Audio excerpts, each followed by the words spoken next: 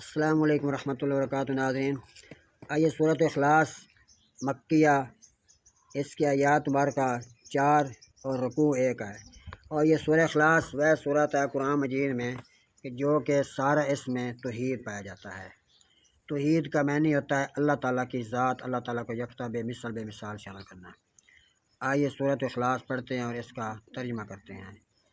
بسم اللہ الرحمن الرحیم۔ شروع کرتا اللہ تعالیٰ کے نام سے جو بے حد مہربان نہایت رحم کرنے والا ہے۔ قل هو اللہ احد، کہہ دو کہ وہ اللہ تعالیٰ کی ذات ایک ہی ذات ہے۔ اللہ الصمد، اللہ بہت ہی بے نیاز ہے۔ لم یلد، اس نے کسی کو بھی نہیں جنا۔ ولم یولد، اور نہ وہ کسی سے جنا گیا ہے۔ حالانکہ بندے تو کہتے ہیں مسلمان کہ وہ کسی سے ایسا تو ویسا یہ ہے وہ ورنہ کسی ایسے معاملہ بھی نہیں ہے۔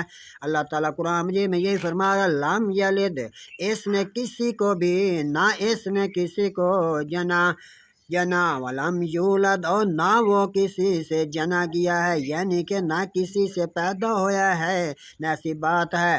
ولم یکن لہ کفوا احد، اور نہ کبھی کوئی ایسے کے برابری کرنے والا کوئی اس کا شریک ہے، نہ کوئی اس کا ساجی ہے۔ یہ ایک ہی ذات بے مثال ہے، یکتا ایک ہی ذات ہے۔ صدق اللہ العظیم و صدق الرسول النبی الکریم۔